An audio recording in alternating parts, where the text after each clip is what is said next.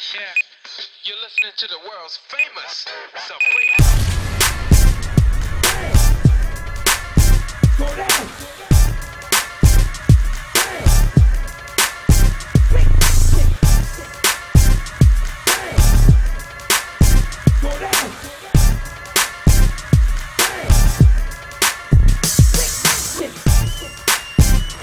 Mr. Wiggles here, Black Book Session. These are the simplified ones, okay? I want to just build on topics and not have to do the setup.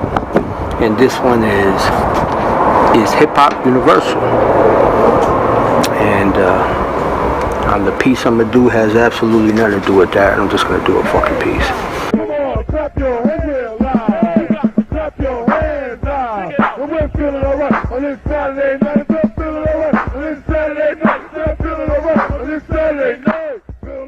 And not all the pieces are winners, y'all. Alright, little known fact, y'all. Let's take it back to 82, 83. When Bambaataa was taking the leading role in unifying elements. You gotta remember, all the elements were scattered like roaches. Now I'm fucking with y'all. We were scattered. That means we weren't really unified like one culture. We were affiliated. And you had a lot of white kids that really didn't know what hip hop was. And they were down. They were down. I hate when they diss white people in hip hop. When you had the nastiest white boy writers, I'm talking graffiti, that paid dues and embraced. You had Men and Futura and, you know, a lot of great writers that without their contribution, hip-hop would be different. People would even diss writers that didn't like hip-hop per se. When we talk about hip-hop, I'm not talking about rap. I'm talking about the DJ, the music, and what the DJ played. So you got cats like Scene, UA, United Artists Scene, who didn't really embrace the culture, but he ran with it, you know. A lot of people not happy with him now because he's saying that writing wasn't hip-hop. And I have a topic on that. Check it out on Black Book Journal. But that's not the point. When Bambaataa was unifying these cultures, this is what people don't know. Bam was literally saying it in words that we are going to make this shit big. He wasn't talking about rap. He was talking about hip-hop. And he was purposely helping to cater the culture of hip-hop to make it universal. People, party people, can yo get funky? So Sonic Force, can yo get funky? The Zulu Nation, can yo get funky? Yeah, just touch and chase your dreams about the seats. Make your body sway, socialize. Get down, let your soul lead the way. Shake it now, go ladies. It's a living dream. Love, life, live. Come play the game. Our world is free. Do what you want for free. That was the point, because before that we didn't have a name, so he was giving things names. The minute we start naming things, there's a purpose behind that, because we're sharing it. We didn't have names for half the shit we do, but the minute we start sharing it, we gotta name it, because now we're teaching it. They're asking what's the name, and we start coming up with names, and we usually go right to slang, street slang, and things that are in reference to the culture by way of slang and descriptive words. So Bam was doing that. Everybody was doing it. We weren't falling for the trap, man. They were putting cameras in our face and saying, why did y'all do that? In the 1970s, in South Bronx, instead of fighting, dudes used to break against each other. I'm saying, he kept warning that if we don't organize, and that's what he was essentially trying to do, organize the entire culture to share it with the world. Planet Rock. Everybody gotta rock it, don't stop it. You gotta rock it, don't stop it. You gotta rock it, don't stop it. You gotta rock it, don't stop. You gotta rock it, don't stop it. You gotta rock it.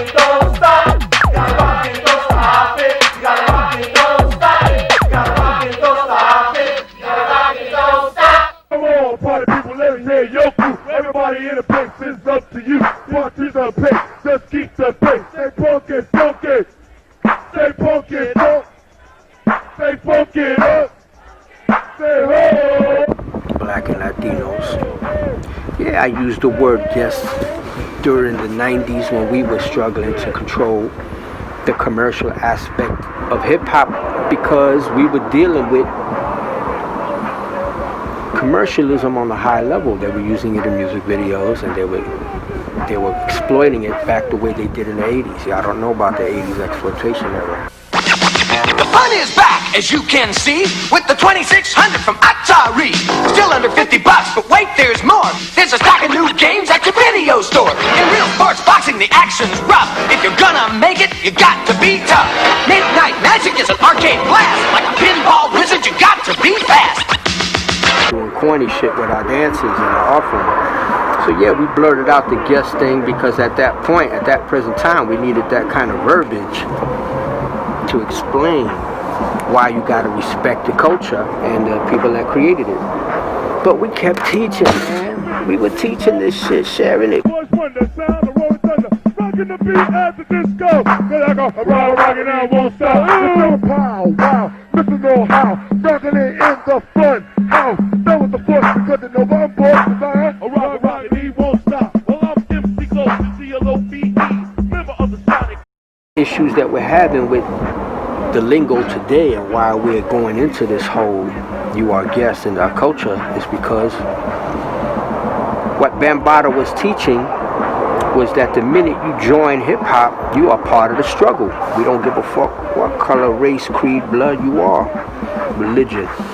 You're gonna jump into hip-hop, you ain't jumping in blind like you don't see the shit that's going on in the hood. You're gonna learn about the hood. You're going to learn about where hip-hop came from and the people that created it and manifested it. The struggle of black and Latinos in America. You're going to become a part of the struggle. That means you got to be verbal about it. And when you teach hip-hop in your school, you have to explain that because you're dealing with it with immigrants in your country too. And don't tell me you're not. We always say we teach in the studio for a fee, but we teach in the street for free. That means that when you hit the pavement and a young person, poor, I don't care what race they are, poor is poor, or of immigrant descent, or black and brown descent, or poor white, or a kid that's on drugs, that needs help, white, black, Indian, Asian, you gotta help them, you gotta teach them because that dance is a gift and you gotta show them something and give them a move and say, you come back with that move, you show it to me and I'll give you another one, and then you give them a scholarship to your school. Get funky. Get funky.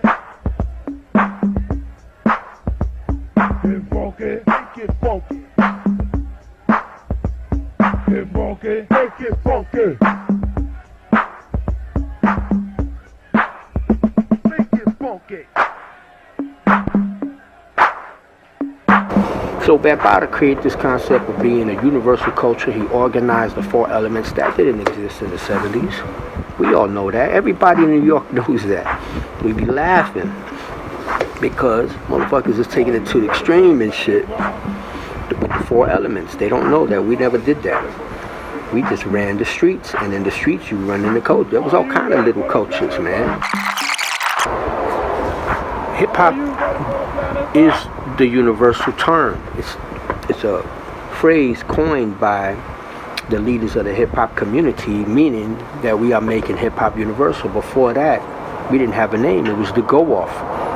And it was b-boy culture, b-girl culture, rocking, writing. And I'm gonna be real, a lot of y'all that are having fun in the culture now, enjoying the peace, unity, and love that we created in the 80s, would not have wanted to be part of what went down in the Bronx, in Manhattan, in Brooklyn, and Queens, and Staten Island in the 70s. Y'all would have been scared, because y'all would have had to run through hoods. Y'all would have been getting chased. Y'all would have been getting into scraps. Y'all weren't ready for that. That aspect of the culture was not for y'all. That was for us. That was our struggle day to day, growing up in the hood. if you had the courage to come in, and some did, and squat in the hood and take part, then you had to fight your way in and fight your way out on a daily basis. So that's the real culture. Y'all not a part of that. Y'all not a part of that, and that's okay. And now you got to play your role and take part in the protest and the revolution, the art revolution. Your dance, your music, it takes on a whole new meaning. Now you're dancing for a purpose. You know what I'm saying? So, peace. Yeah, you're listening to the world's famous Supreme. Go down.